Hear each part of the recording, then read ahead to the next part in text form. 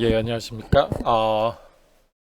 그, 지난 시간에 이어서, 이제 2023년 버전을 살펴보려고 하는데요. 그 전에, 어, 요전 그 두 번째 제가 해설에서 좀 오류가 있어가지고, 예, 수정을 하려고 합니다. 이제, 2008년 버전에서 이거죠. 무궁화 삼천리 요 부분인데, 영상 뭐 보셨겠지만 저는 이걸 동사로 해석했는데 이게 동사가 아니더라고요. 예, 그러니까 어쩐지 이상하다 싶었거든요. 이게 수지한국어 버전인데 이런 좀 한국수와 동사다운 그 표현을 사용한다는 게 이상했는데, 예, 무궁화 삼천하고요. 그 다음에 저는 이제 요 부분을,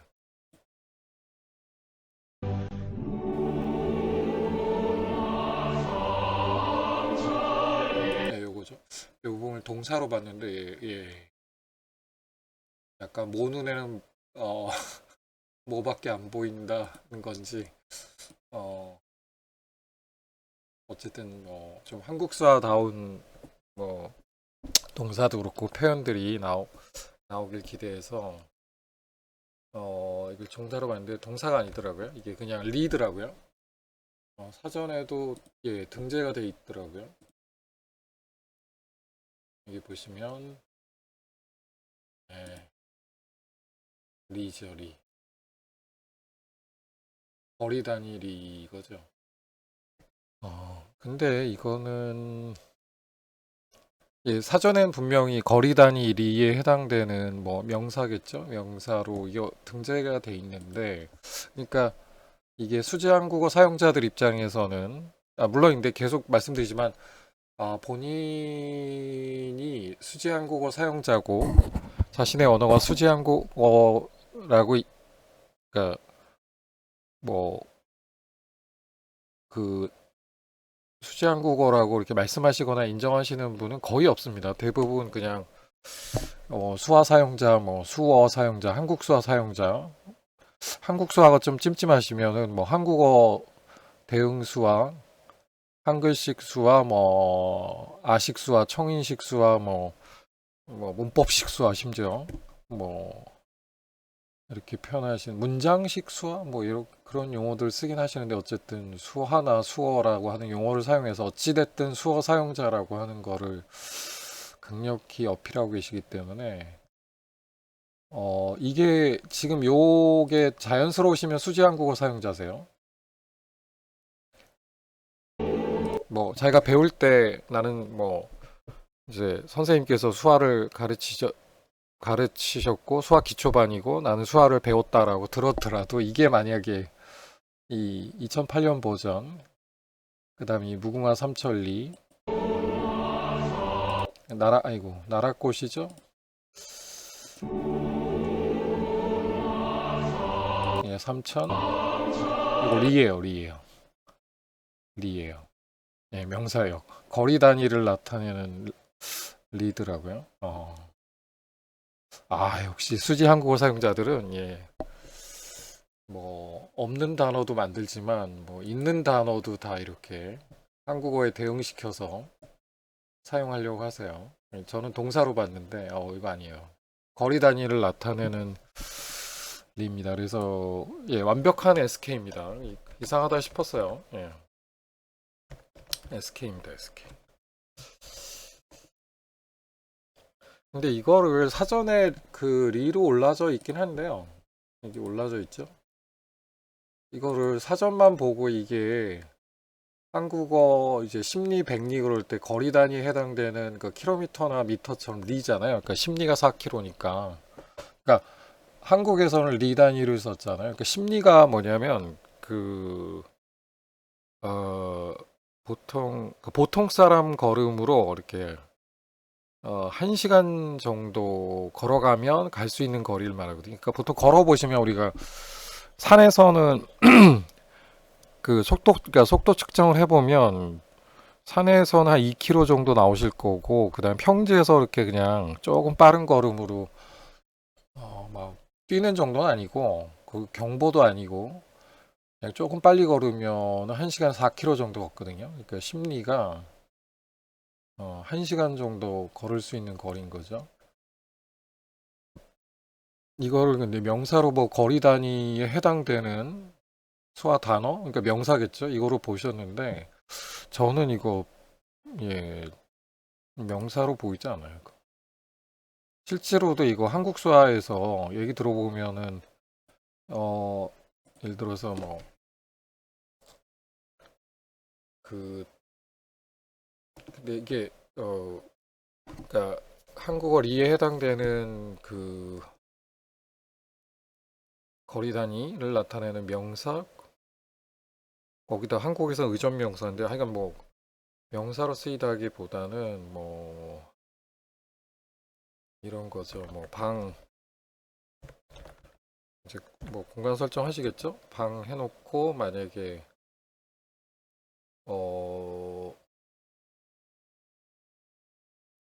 지금 요런 표현들 있죠. 그러니까 뭐 이거를 그때그때마다라 근데 좀 요 표현 있죠. 이거를 단어로 리로 하면 안 되고 이거죠. 요 표현을 뭐라고 할까요? 이거를 여기서 리라고 돼 있는데 이보다는 그러니까 여기서 요 표현이 이제 예를 들어서 이 경우에는 뭐 이럴 수 있는 거죠. 면적 얼마 이런 표현 되거든요. 면적 얼마냐고 묻는 거죠. 여기다 뭐 물론 이제 뭐 지시까지 그 들어갈 수는 있는데 그러니까 그 앞에 공간 설정 여러 개가 돼 있으면 그러니까 방이 여러 개요. 그러니까 방 있고 그러니까 뭐 예를 들어서 안방 그러니까 단어를 합시다. 안방 그다음에 뭐 거실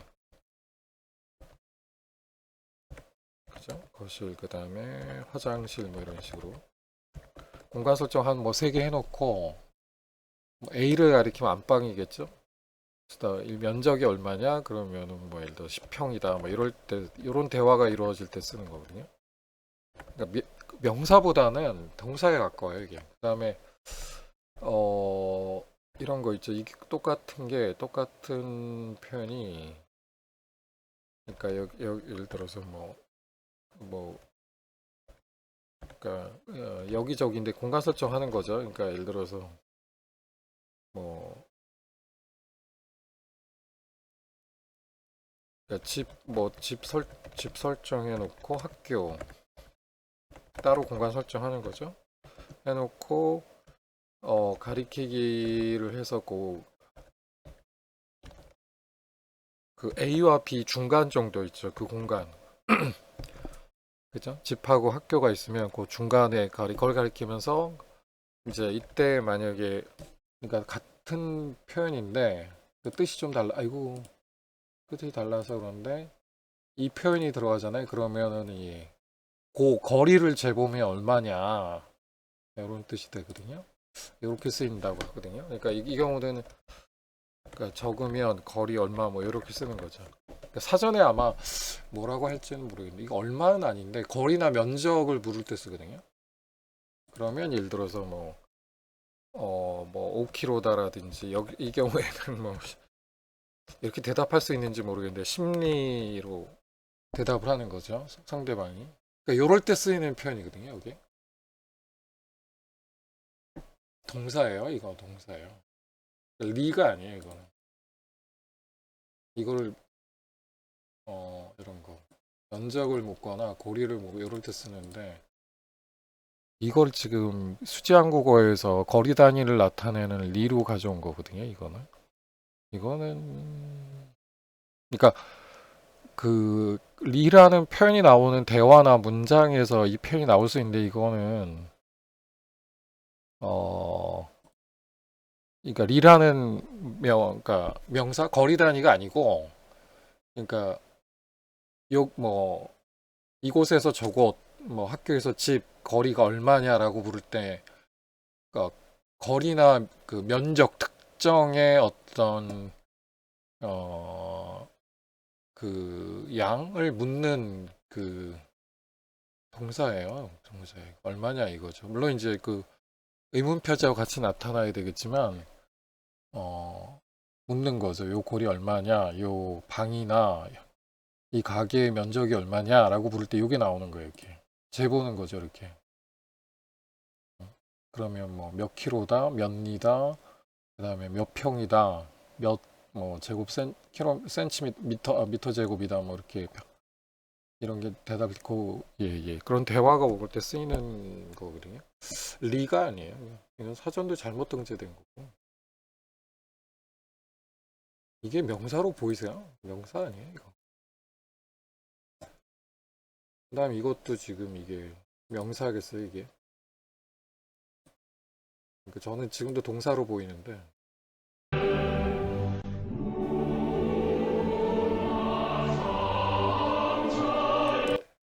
그러니까 이거는 지금 예를 들어서 뭐 전 국토가 있다 그러면 그 북쪽 끝에서 남쪽 끝까지 뭐 거리가 얼마냐, 총 면적이 얼마냐 이렇게 그 이야기를 풀어나갈 때는 하는데, 그러니까 3천 뒤에 뭐가 온다고 해서 이거는 그러니까 리가 해당되는 건 아니에요. 거리 단위 그러니까 거리 단위를 나타내는 명사가 아니에요. 음, 예, 그렇습니다. 예, 오류가 있어서 추가 설명을 드렸고요. 이게 요거예요. 어쩐지 이상했어요. 수지 한국어였어요. 예, 너무 2008년 버전을 과대평가했습니다. 그 다음에 그래서 그럼 이제 2023년 버전은 왜 이거를 이제 한국 수화로 개정했다라고 이야기를 하느냐? 음, 그죠? 한국 수화로 왜 이걸 개정했다고 보느냐?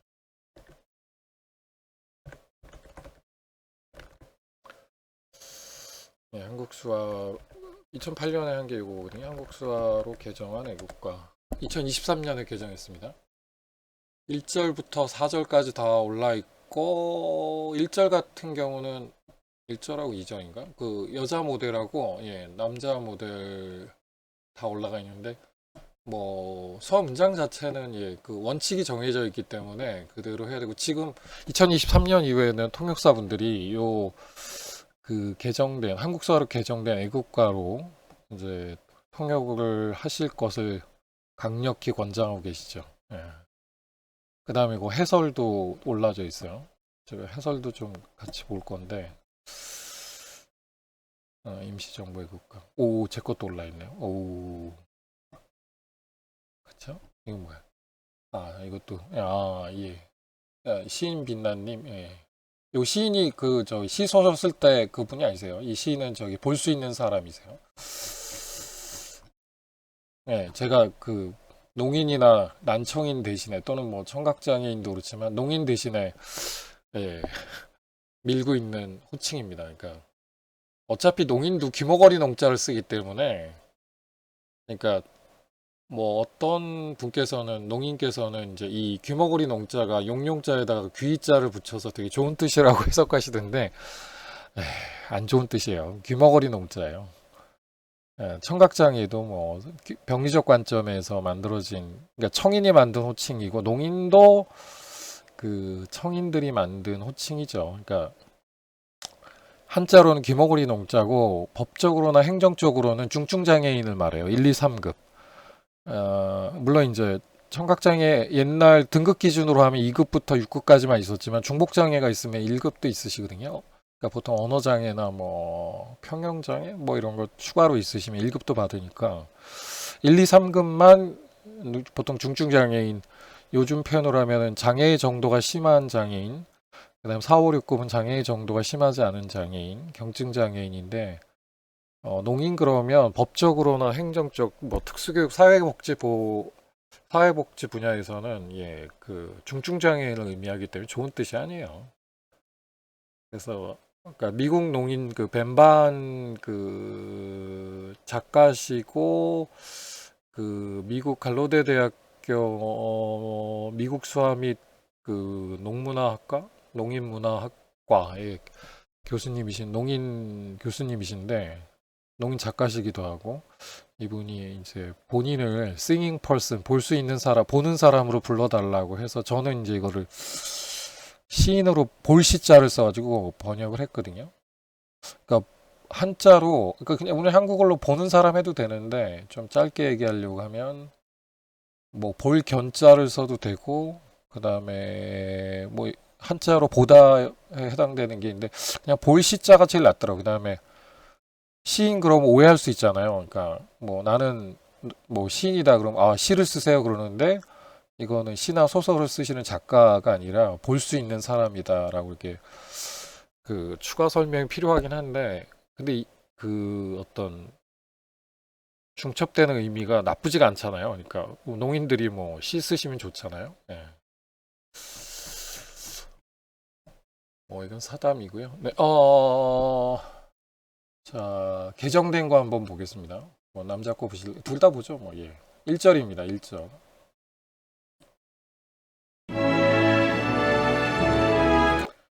보실 때 이게 2023년 버전인데 이게 올려진 건 언제 올려진? 한국 노화 방송이 8개월 전 여기 이렇게 해놓으면은 그냥 차라리 뭐 23년 12월 또는 뭐 24년 1월 이렇게 표현하시면 좋은데 유튜브는 좀 희한한 것 같아요. 언제 올리셨나요? 아 여기 있다. 23년 12월 13일에 올리셨네요. 예. 1절은 남자 여자 2절 남자 3, 4절은 여자 이렇게 나눠져 계시네요. 해설 버전도 있고 그 외 훈민정 해례본처럼 왜 이렇게 번역을 했는지에 대한 설명도 간략히 나와 계세요. 자, 이걸 보시는데 2023년 버전을 이걸 한국 수화로 개정한 애국가라고 이제 명칭을 붙이셨잖아요. 그러면은 우리가 2008년 거는 보셨고 2008년 버전과 뭐가 다른지도 좀 유의하시는데 변한 건 좋은데 왜 이렇게 바꿨는지 이거를 왜 한국 수화로 볼 수 있는지 한번 눈여겨보시기 바랍니다.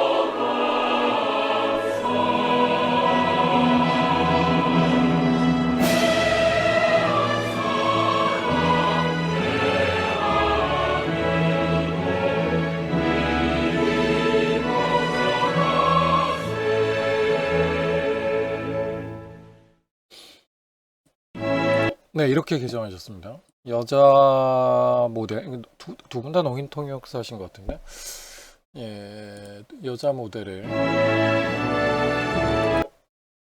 2023년 버전을 보겠습니다. 약간의 개인차가 있긴 한데, 어쨌든 그 한국 수화로 애국가를 이렇게 하자고 원칙이 정해져 있기 때문에 이분들은 정말 모델이세요. 그러니까 이렇게 번역해서, 그러니까 물론 집단 번역을 하셨겠지만 그거를 이제 이 모델 분한테 시범도 보이고 뭐 이렇게 해달라 그리고 제대로 했는지 검수 이게 확인하시는 분이 아마 따로 계셨을 거예요. 그래서 일단은 개인차는 이거는 허락 안 되는 거죠. 국가의 노래이기 때문에.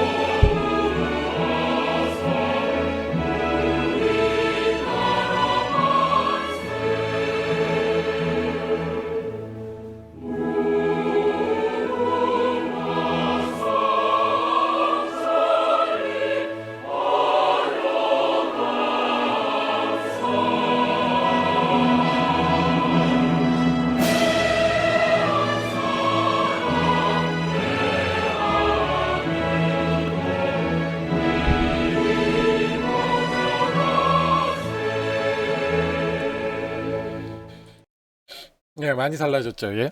일단은 아마 처음 보셨다면은 이제 한국어 그 이제 애국가 가사에 나오는 한국어 단어마다 뭐 대응되는 것도 있는 것 같은데 뭐 대응이 안 되고 막 따로 노는 것 같은, 그죠? 딴 얘기하는 것 같은 이제 그런 느낌도 받으셨을 거고, 전체적으로 보면은 번역을 잘 하셨죠. 근데 한국사답게 하려고 굉장히 노력하셨어요. 그러니까 몇 개 오역은 있는데요. 그래도 어쨌든 이거 노래인데 뭐 이게 대화나 완전한 한국어 문장을 번역한 게 아니라 아주 짧은 압축된 노래 가사잖아요. 근데 그 와중에도 한국 수화로 굉장히 잘 번역하시려고 노력하셨고 잘 번역하셨어요. 네. 남자분 걸 가지고 그래서 좀 얘기를 해보겠습니다. 남자 모델.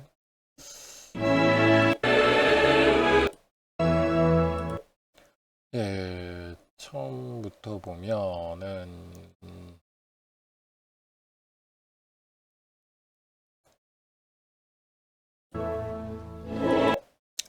자, 우선은 예, 동해이죠. 동해물이죠. 이쪽 공간 설정하셨고,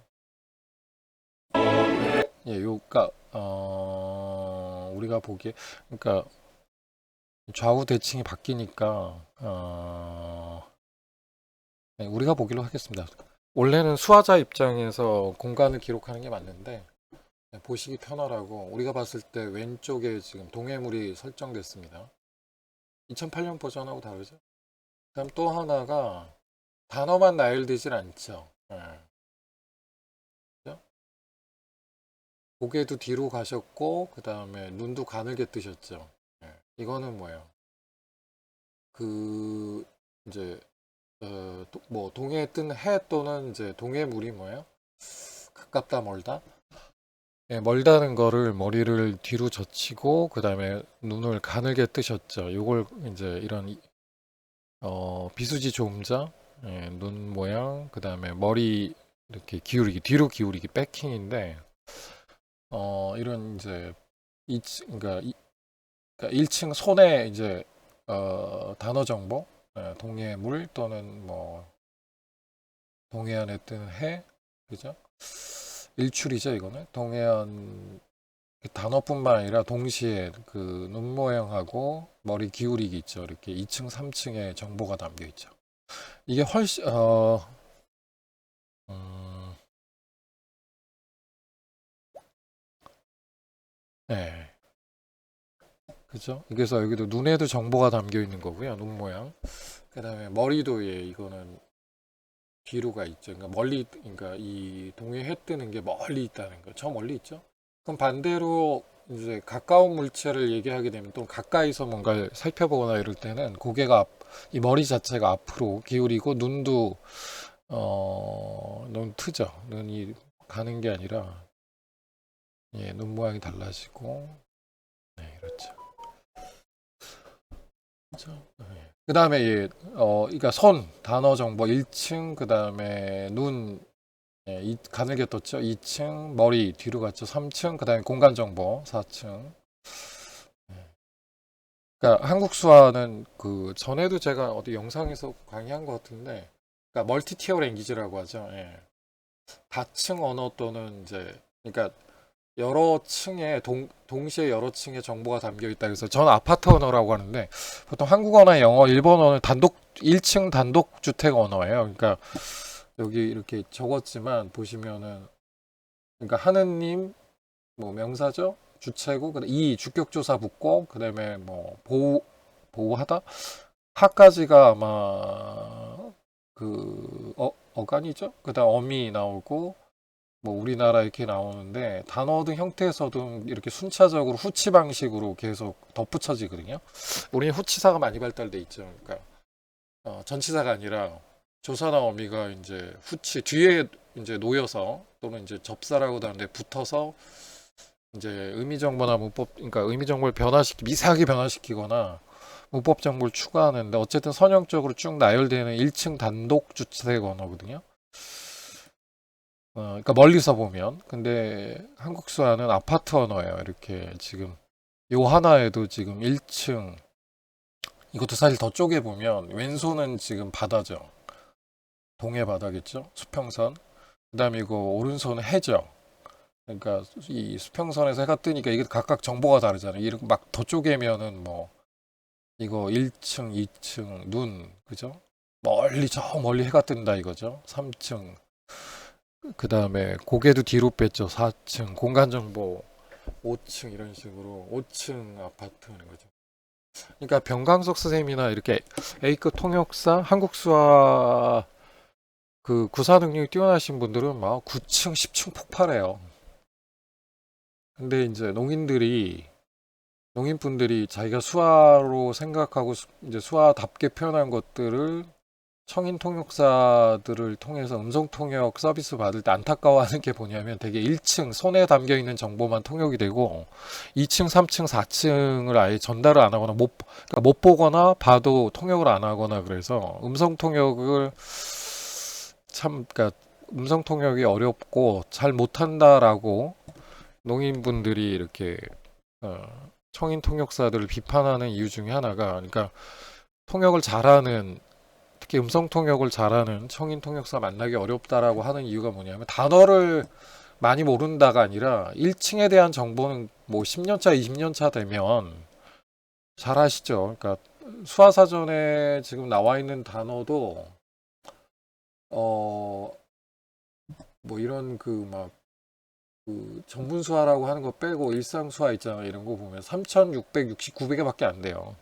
근데 이게 적은 게 아니에요. 그러니까 일본 수화든 미국 수화든 독일 수화든 뭐 영국 수화든 보통 각 나라에서 수화 단어 수집해보면 5천 개가 넘지 않아요. 그러니까 어휘화된 경우가 몇 개 안 돼요. 5천 개가 안 돼요. 그러니까 이런 3, 4천 개가 이게 맞는 거예요. 근데 여기에 지금 이 전문 용어 막 이런 거 이게 만 개가 넘거든요. 이건 실제 쓰는 게 아니라 이 농인들이 이 흑막 정치 이런 거 쓰겠어요. 이 뭐야? 뒤숨따 정치 이런 거 쓰겠어요. 뒤, 숨따, 그죠? 정치 이거 신조어 엠벤셔라는 거예요. 전문가들이 그냥 요 흑막 정치라는 이 한자어죠. 사실은 한자를 가지고 근데 한국어 단어를 흑을 먼저 하지는 않았네요. 그래도 그러니까 흑을 뒤로 해석했죠. 흑막 이 뜻을 뜻풀이했구나. 여기 뒤순자로 받고 정치 이렇게 한 거죠. 그러니까 국립국어원 세수화에도 보면 뭐 그 뭐지 뭐 한국 수어 방식으로 조어한 것도 있는데 대부분 다 수제 한국어식으로 조어를 했어요. 그러니까 안타깝죠.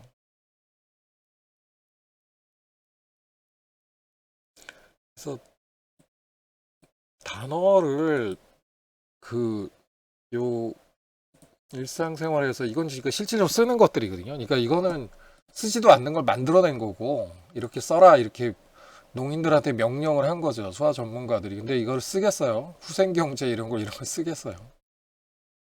그게 설사 이걸 지화를 쓴다고 해도 외국어인데 거의 진짜 알아먹을 수도 없고 안 쓰죠 이렇게 안 써요. 그러니까 뭐 진짜 뭐 그 뭐 신경 구호장애 의학용어 있어요. 음, 의학 전문용 의학 신경 구호장애 이런 거 없네요. 구호장애 신경 네, 신경은 이걸로 하는데 그러니까 뇌에서 이렇게 그 뭐죠 그 측색돌기하고 뇌 신경세포가 있는데 그 이제 뭐 측색돌기하고 어, 그 반대편에서 받아들이는 게 이제 수색돌기인가? 이제 거기서 이제 전기적 신호가 화학적 신호로 받아 이렇게 서로 주고받고 전달되잖아요. 그걸 형상하셨는데 근데 예를 들어서 뭐 신경 그러니까 하나밖에 없어요? 왜 10개밖에 없어? 뭐가 삭제가 됐구나. 그러니까 이런 거 신경성 폭식증 이런 것도 신경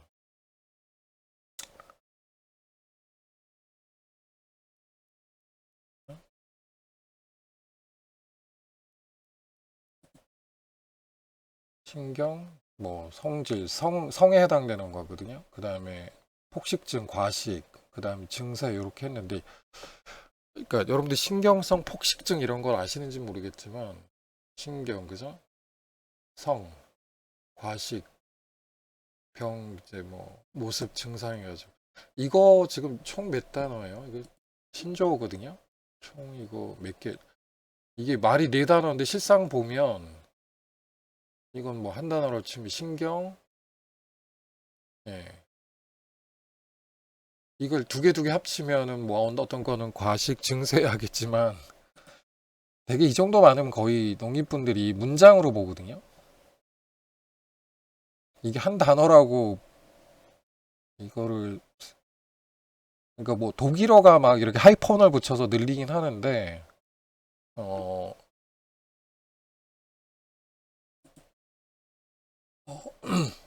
그러니까 예를 들어서 독일어는 이렇게 철학이나 뭐 독일어가 철학이나 어느 분야에서는 영어처럼 가장 대표적인 언어로 쓰는데 어 이런 거죠. 그러니까 라틴어도 그렇고 독일어도 뭐 예를 들어서 이런 거예요. 그러니까 요 안에는 약간 형태소 같은 게 있는데 근데 보통은 신조어나 어 여러 개를 몇 단어로 합쳐가지고 이제 합성어나 팝성으로 만든 것들은 하이펀을 붙이는데 이거 보면 되게 길잖아요. 근데 이거 아동보호시설이고 그 다음에 되게 길잖아요. 이거 자동차 손해보험 책임보험 이런 식인 거거든요. 그러니까 이게 장점 뭐냐면은 이제 철학 개념 같은 거나 또 뭐 있을까요? 사회학? 그러니까 철학 개념이 되게 그러니까 미세한 차이 이런 거를 표현할 때 이런 단어가 있으면 좋은 거죠. 근데 우리도 뭐 한자를 차용하기 때문에 표현하긴 하는데 철학하려면 독일어를 해야 되죠. 네. 뭐 그런 식인지는 모르겠으나 이거를 그 무슨 독일어도 저렇게 긴 독일어식이나 아니면 이건 한자식이죠. 그러니까 한자잖아요, 이거 다. 신경성, 그러니까 한자를 알면 이해가 되는데, 근데 이것도 한글로만 발음 적어 놓으면 사실은 이거 지와 같은 효과 내고 대략 때려잡을 수는 있는데, 이거를 또, 그러니까 원래 한자 기반 단어를 발음만 이제 취해가지고 한국어 단어를 이렇게 쓰는데, 근데 이것도 원래 아마 영어나 독일어일 거예요, 영어. 또는 뭐 라틴어거나 옛날 병 같은 경우는. 근데 이거를 신경, 그 다음에 성질, 폭식이니까 과식. 근데 과식과 폭식은 좀 다를 것 같은데, 이게 증세로 번역하는데, 이거 보세요. 지금 이게 네 단어가 아니잖아요, 지금. 생각 플러스 이게 주고받는 거죠. 그럼 이거는 뭐 신경이라고 본다 쳐요. 근데 이거는 성질, 그 다음에 이거는 과하다, 먹다. 이게 한 단어 한 단어로 안 보일 거예요. 그 다음에 모습이거든요. 그럼 이거 합쳐서 증세라고 하는 건데, 이게 총 하나, 둘, 셋, 넷, 다여. 그러니까 뭐 일곱 단어? 뭐 하여간 이 나름의 뭐 이거를 두 개를 합쳐서 신경, 요 두 개 합쳐서 과식, 과식, 그다음 두 개 합쳐서 증세로 볼지 모르겠지만 이 정도 한 일곱 단어 쓰면 문장으로 보려고 해요. 근데 문장이라고 한다면 주어, 목적어, 동사가 보여야 되는데 어쨌든 뭐 맨 앞에 오는 걸 되게 주어로 보겠지만 생각 다음에 그죠? 이것도 신경으로 볼지 뭐 그죠? 서로 보내 뭐 의사소통하거나 뭐 그죠? 뭐 전기로 뭘 해 그죠? 그 다음에 그죠? 성질 이게 성질로만 쓰이지 않을 텐데요. 와 이거 얼마나 많아요. 이 본질, 본성, 근성, 부성, 본바탕, 선질, 솔성, 천질 뭐 이런 거 다 된다는 거잖아요. 지금 이게 다 유의어 처리하고 있잖아요. 지금 그러면 이거 지금 이걸 성질로 볼까요? 이거를 거기다가 뭐가 지나쳐, 그다음 먹어, 병이 있어, 뭐 모습, 이거는 문장으로 보는데 주어 동사 목적어 주요 그 논항들도 이해가 안 되고 이런 식으로 계속 거기다 이거는 어 번역을 할 때는 한국어 문장 이거 신경성 폭식증, 그러니까 뭐 의사가 신경성 폭식증에 대해서 뭐 농인에게 뭐 설명했다, 이 신경성 폭식증의 원인과 뭐 치료 방법에 대해서 이렇게 나갈 거 아니. 그러면 이거 다음에 또 여러 표현들이 나오면 완전히 그냥 알 수 없는 문장, 암호문. 뭐 어떤 분은 그러니까 술 취한 사람의 술주정이라고도 표현하는데, 또는 병강석 선생님께서는 어 그러니까 요거만이 아니겠지만 이제 문장이나 대화 중에 이렇게 엄청난 단어들이 뭐 플러스 이렇게 되잖아요. 그러면은 단어의 바다에서 단어가 둥둥 떠다니는 느낌이라고 표현하시거든요. 문장으로 안 보인다는, 이해가 안 된다는 거죠. 이게 누가 이걸 신경성 폭식증으로 이해하겠어요, 이거를. 이건 지화로 쓰는 것만도 못하는 거죠. 그러니까 지화 쓰면 된다가 아니라 지화 써도 이거 이해가 안 되죠. 원래 한자나 이게 의학 지식이 없으면. 근데 이건 지화만도 못한 거죠. 이렇게 하면. 이건 수지 한국어 사용자들도 이걸 이 네 단어의 조합이라고 하는데 실상은 거의 한 일곱 단어인데, 이거를 만약에 신경성 폭식증으로 이거를 이해하시면은 야, 이거는 천재라고 해야 되나 아니면 뇌회로가 이상하다고 해야 되는 건지, 이거는 한국서 사용자도 이해할 수가 없고, 그러니까 한국서 사용자들은 일단 문장으로 이해할 거고 수지 한국어 사용자들도 이거 이해 못해요.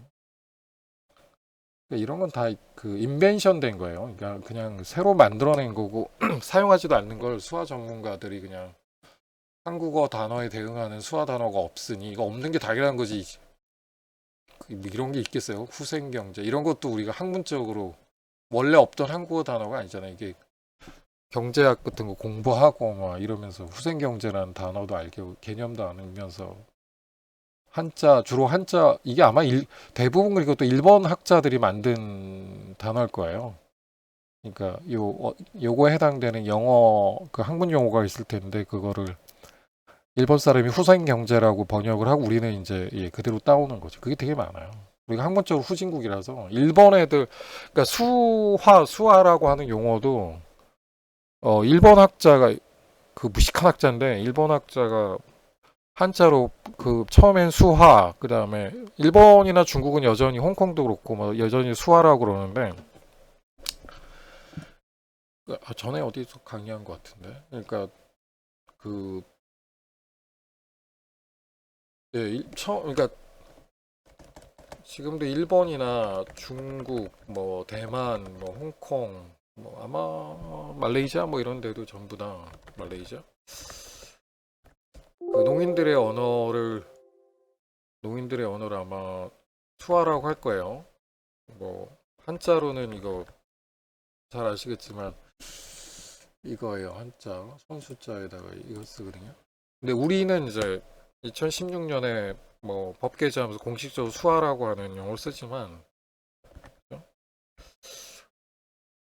아, 이게 이걸 쓰는데 이게 일본 학자가 오역을 한 거, 그러니까 잘못 번역했다고 제가 말하는 이유가 뭐냐면, 이게 수화든 수어든 이게 원어가 뭐냐면, 그러니까 이게 만약에 그 뭐 한국 농인들이나 일본, 중국 농인들은 자신의 언어를 수화라고 부르는데 우리나라는 이제 공식적으로 수어라고 부르는데, 그런 미국 농인이나 뭐 영국, 프랑스 농인들은 자기 언어를 그러면 핸드 랭귀지라고 한다는 얘기인데, 아니면은 매뉴얼 뭐 이런 그렇게 부르는데, 이게 원래 일본 학자가 뭘 보고 지금 수화라고 번역한 거냐, 새로운 용어를 만든 거냐면 뭐 19세기 말 이렇게 되겠죠. 그러니까 사인 랭귀지를 이 용어를 수화라고 번역하고 우리도 지금 현재 수화라고 번역하는 거거든요. 근데 오역이에요. 그러니까 사인 랭귀지에는 손이라는 의미가 없어요. 그러니까 손의 언어로 봤다 그러면 핸드 랭귀지, 매뉴얼 랭귀지 이렇게 얘기했겠죠. 뭐 심지어는 뭐 핑거, 손가락, 그러니까 수화노래를 손가락 춤이라고 이렇게 비하하는 게 아니라 진짜 예, 존중해서 부르는 사람이 있거든요. 이걸 손가락 춤이라고 부르는데 그 다음에 뭐 또는 뭐 수화 노래에서 하는 거를 박자식 수화라고도 하더라고요. 인천 농아인 그 협회에서는 박자식 수화라고도 하더라고요.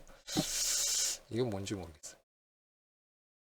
근데 원래 미국 농인이나 뭐 프랑스 농인 뭐 그죠? 호주 농인들은 자신의 언어를 뭐 아메리칸 사인 랭귀지, 브리티시 사인 랭귀지, 저먼 사인 랭귀지라고 하지. 예, 손의 언어라고 부르잖아. 이거 오역이에요. 손 숫자 쓰면 안 돼요. 왜냐하면 그러니까 이거를 수어라고 그러니까 손의 언어라고 하니까 손에만 정보가 담겨 있다고 착각을 하는데 그러니까 손도 사용하는 언어고 손 말고도 다양한 비수지 조음자의 정보가 있죠. 더욱이 2층, 3층, 4층에 동시에 제시돼 있죠. 뭐 그러니까 대표적으로 뭐 눈썹, 눈, 코, 입, 입 모양, 턱, 뭐 뺨, 뭐 그다음에 머리, 어깨, 공간, 뭐 몸의 방향, 그죠?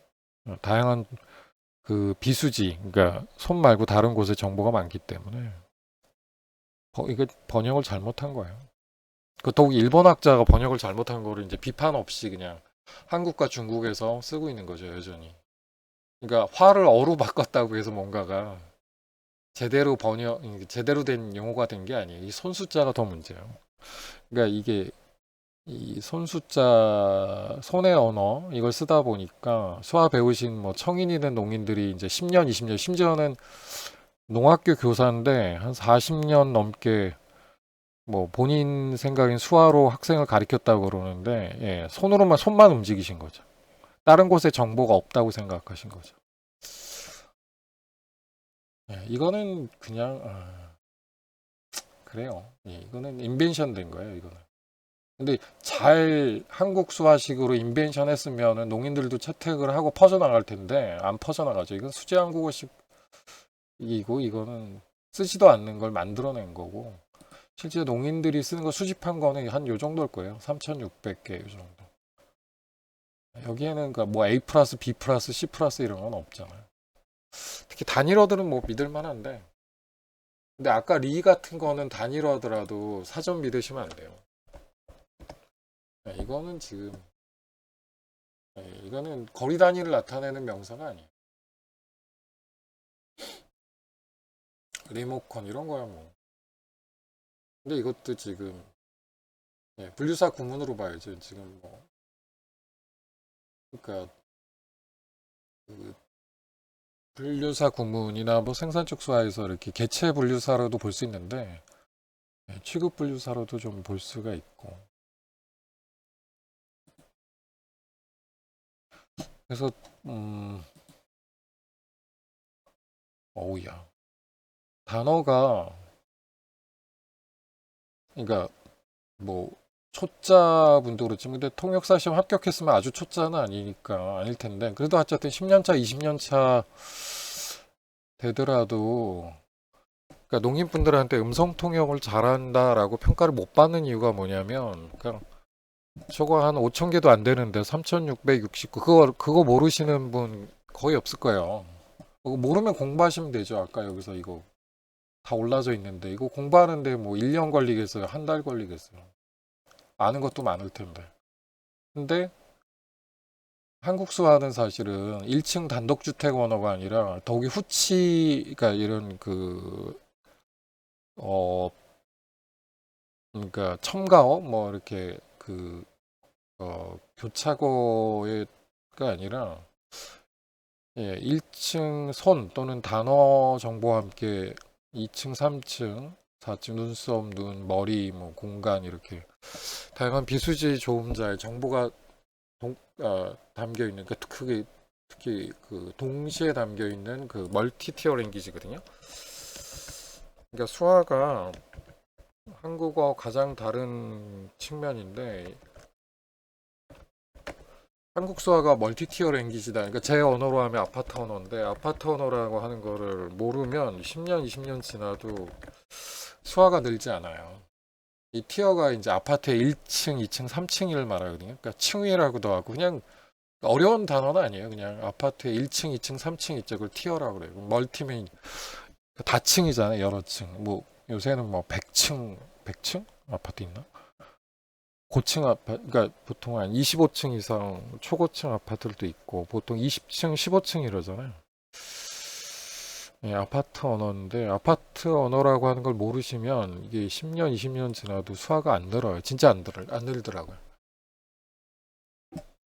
그러니까 농인들은 이거를 아파트 언어로 멀티티어 랭귀지로 표현을 하셨는데, 손만 보는 거죠. 그래서 손에 담겨 있는 정보만 그냥 급하게 한국어 단어로 대응시켜서 번역을 하고, 이게 눈, 머리, 공간에 담겨 있는 정보는 못 보시거나 봐도 번역을 안 하는 거죠. 그러니까 음성 통역을 못 한다. 이렇게 평가를 하실 수밖에 없는 거죠. 그러니까 음성 통역을 잘하는 이제 청인 통역사 만나기 참 어렵다라고 하는 이유가 단어가 아니라, 물론 이제 그 농인들이 사용하는 단어를 오욕하는 경우도 문제겠지만, 그런 경우도 있을 수 있어요. 여기 애국가에도 그런 게 있는데, 더 문제는, 예, 아파트 언어로 이해를 못 한다는 거예요. 멀티티어 랭귀지인데 2층, 3층, 4층에 담겨 있는 정보를 못 보고 1층 손만 보고서 번역을 한다는 거죠. 네, 문제죠. 이게 보통 한 20분마다 끊으려고 했는데, 어우, 47분이네요. 백두산까지만 할까요? 이 동해물 이렇게 여기 공간 설정도 됐어요. 그리고 이 왼손은 이제 동해안 그 수평선이죠. 거기서 해가 떠요. 오른손은 해 뜨는 거죠. 그러니까 사실은 이거 명사라고도 보기 어려워요. 이거는 뭐 하나의 문장이잖아요, 지금. 뭐가 뜬다는 게 지금 그죠? 어디서 뜨는지 거기다 동해물 하여간 여기에 공간 설정되는 거죠. 그다음 멀리서 뜨죠, 그죠? 그것도 얼마나 멀리 있는지를 이렇게 머리 뒤로 기우는 거하고 눈 실눈 뜨는 정도 이런 걸로 표현하시거든요. 그다음에 네, 여기 물이죠. 그러니까 동해 해도 뜨고 그 여기는 이제 그래서 동해 바다 물 설정된 거예요.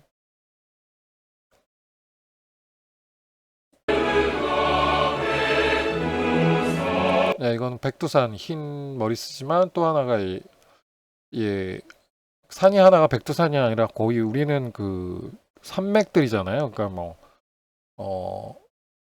그러니까 우리가 산이라고 하는 게, 네, 그러니까 우리가 산으로 아는 게 사실은 저기 백두산부터 태백 산맥이 내려오고 거기에 따른 또 그러니까 정맥이라고 하는데 정맥들이 있거든요. 지금 여기 백두산부터 쭉 기본적으로 척추처럼 거의 지리산까지 태백 산맥이죠. 그 다음에 그 여기쯤에서 예 뭐야 이거 청북정맥, 청남정맥, 그 다음에 여기 뭐 북한 쪽이니까 한북정맥 내려오고 한남정맥 내려오고 뭐 이렇게 예, 여기 뭐 많거든. 금북정맥 이렇게 예, 이어져 있는 거죠. 그래서 그러니까 백두산을 사실 백두산이 예. 이건 이제 천지를 표현하시려고 하는 것도 있지만 예. 그러니까 달랑 뭐 봉우리 하나 있거나 그런 게 아니라 뭐 산맥 뭐 하여간 근데 여기서는 천지를 표현하시잖아요. 예, 그 천지 잘 아시죠? 천지 예, 그 한라산 백록담하고는 좀 다르죠. 예. 이게 지금 우리가 보통 백두산 하면 보는 거잖아. 이게 저쪽은 장백산이라고 하고 우리는 한라산인데 장백산 여기 이미 팔아먹었죠? 네, 근데 이렇게 많죠. 백두산 이제 요거 천지 그러니까 백두산 하면 보통 천지를 떠올리니까 그거를 표현하셨죠. 백두산. 그러니까 그 2008년하고 뭐 똑같지 않냐라고 보시면은 흰 머리 산 하잖아요. 근데 흰 머리 그것까지야 그렇긴 한데 그, 네, 그렇긴 한데, 백두산암 농인들은, 그러니까 지금 보셨지만, 이 천지를 떠올리시기 때문에, 천지가 있는 산, 그죠? 그걸 표현하시죠. 백두산이죠? 네, 이렇게. 그죠? 천지를 둘러싸고 있는 이 산들. 백두산. 표현하셨어요. 근데, 여기에, 그러니까, 저희가 보기에 좀 왼쪽, 좀 넓게 쓰시긴 했지만, 여기는 동해 바다의 물 설정되고, 그 다음에 여기에 백두산이 있죠. 오른쪽에 설정된 거죠. 그죠? 각각의 동해물과 백두산과 함께 이렇게 표현된 것들도 있지만, 일단 가장 기본적인 거는, 우리가 보기에, 수화자 오른쪽이지만 우리가 보기에는 왼쪽, 동해물 설정됐고, 백두산 설정됐는데, 이 중요하죠. 그 다음에 이제, 문장이 이어질 때 이게 어떻게 활용되냐면,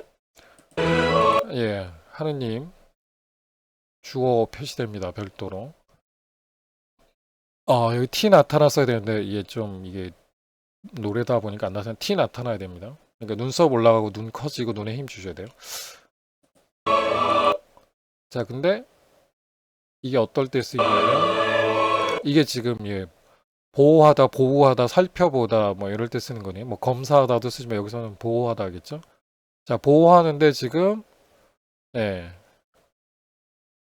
이 공간이 지금 이거는 이제 백두산을 보호하는 거예요. 그다음에 이거는 동해물을 보호하는 거예요. 그러니까 이 공간 설정된 걸 가지고 하느님은 주어고 몸의 방향 이걸 가지고 지금 뭘 보호하는지가 이 공간 설정된 걸 활용을 해가지고 표현하고 계시죠. 다시 이제 백두산도 보호하시고 한 번에 보호 안 되겠죠, 그죠? 다시 보세요.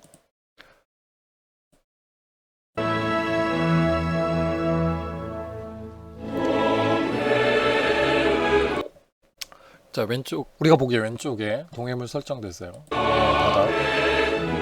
여기는 천지가 있는 백두산. 이건 주어입니다. 하느님. 티 나타나셔야 됩니다. 하느님 어디 계세요? 네. 하느님 위에 계시죠? 그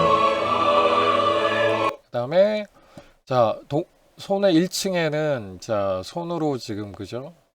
보호하는데 누굴 보호해? 물론 왼손으로도 이제 백두산을 표현했지만 몸의 방향 이런 거로 목적으로 표시합니다. 뭘 보호하는데 지금 백두산 보호하는 거예요. 하느님이.